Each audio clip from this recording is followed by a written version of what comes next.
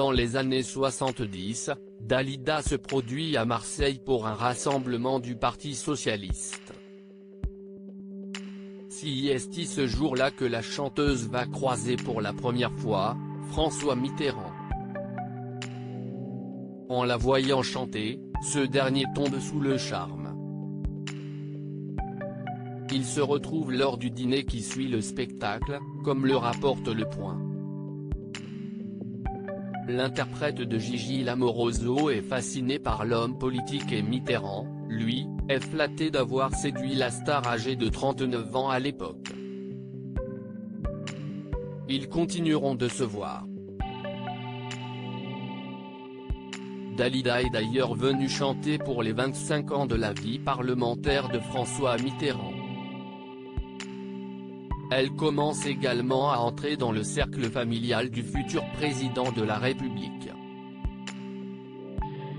Elle fait la connaissance de Daniel, la femme, de Frédéric, le neveu ou encore du beau-frère, l'acteur Roger Hanin. Une chose est sûre, François Mitterrand et Dalida sont amis. Mais y a-t-il eu plus entre eux? Ni l'un, ni l'autre ne n'ont jamais parlé. Même Orlando, le frère et producteur de la chanteuse, assure ne rien savoir de cette histoire. Franchement, je ne pourrais pas répondre, a-t-il indiqué, un jour, face à Thierry Ardisson, qui voulait connaître le fin mot de l'affaire.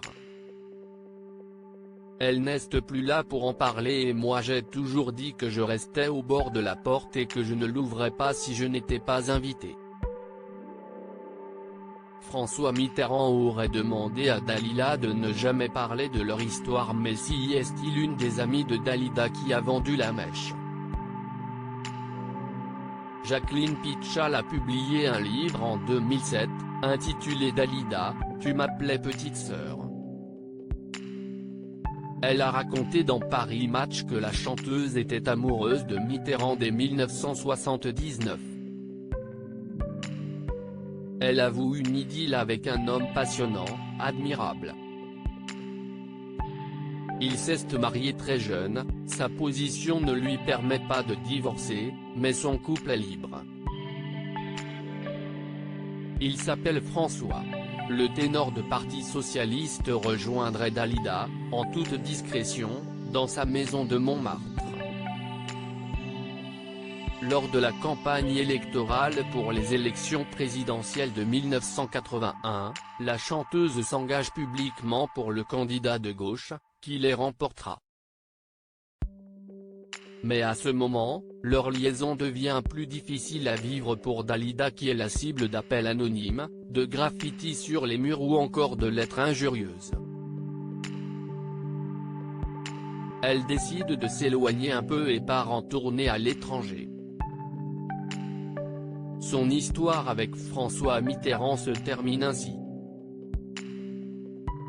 Une idylle que François Mitterrand aurait demandé un jour, par lettre, de ne jamais évoquer publiquement pour ne pas nuire à sa carrière, a indiqué Jacqueline Pitchal.